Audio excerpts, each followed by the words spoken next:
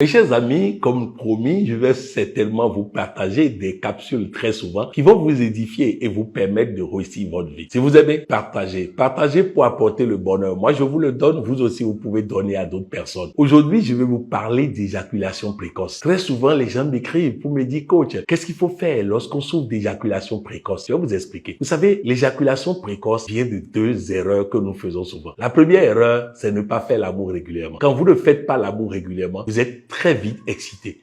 Résultat, l'excitation intense entraîne l'éjaculation précoce. Si vous faites l'amour plus souvent, vous n'allez pas souffrir d'éjaculation précoce car votre excitation ne sera pas aussi grande que ça. C'est l'absence de régularité qui entraîne une excitation extrême et qui vous amène à éjaculer trop rapidement. Je vais vous donner un exemple. Un jeune homme qui n'a jamais fait l'amour et aller payer une prostituée pour faire l'amour avec elle. La prostituée s'est déshabillée et il a éjaculé. Et la prostituée lui a dit, le premier coup est passé, donc l'argent est fini. Tu dois payer pour faire un autre. Bref, il n'a même pas touché la femme. Le simple fait de voir la femme nue, il a éjaculé parce qu'il n'a jamais vu ça. Vous comprenez donc? Il faut que vous puissiez faire régulièrement l'amour pour ne pas souffrir d'éjaculation précoce. Deuxième raison qui fait qu'on souffre d'éjaculation précoce, c'est le fait qu'on fait l'amour de façon mécanique comme des animaux. Prenez le temps. Prenez le temps de causer. Prenez le temps de vous caresser. Prenez le temps des préliminaires. Prenez le temps de vous amuser avec le corps de votre compagne. Prenez le temps de la mener à gémir, à jouir, à être heureuse, à être comblée. Si vous avez terminé son match à elle, avant de lui faire l'amour, elle ne vous parlera plus d'éjaculation précoce,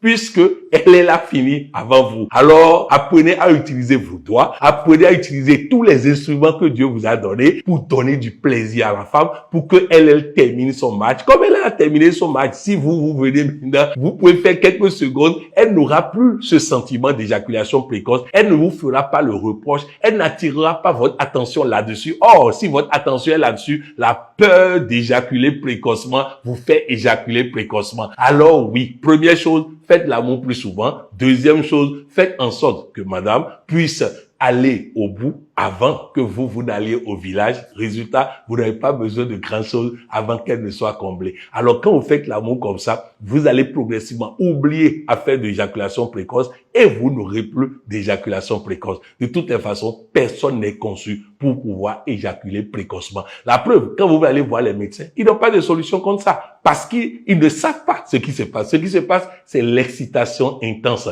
Alors oui, si l'excitation n'est plus aussi intense que ça, vous ne pouvez pas souffrir d'éjaculation précoce. On me demande aussi souvent, coach, qu'est-ce qu'il faut faire lorsque souvent nous n'avons pas un partenaire sexuel et nous nous sentons obligés de nous masturber? Est-ce que cela peut bloquer nos chances? Est-ce que cela peut bloquer nos réussites? Est-ce que cela peut être un problème? Écoutez bien, mes chers amis, et vous allez comprendre. La masturbation n'est un problème que lorsque ça nous commande, lorsque je ne peux pas me contrôler, lorsque c'est lui qui décide quand est-ce que tu vas te masturber. Mais si, au moment où tu as l'habitude de faire l'amour avec ton épouse n'est pas là, tu as l'habitude de faire l'amour avec ton mari n'est pas là, et tu sens l'envie de te donner du plaisir, et que tu te donnes du plaisir parce que tu as décidé de te donner du plaisir, il n'y a aucun mal en ça, ni par rapport à Dieu, ni par rapport à la médecine. Nous devons comprendre que ce dont on parle en disant que c'est mauvais, c'est la dépendance à la masturbation qui fait que lorsqu'un homme est dépendant à la masturbation, quand il voit maintenant une femme, ça ne lui dit plus rien.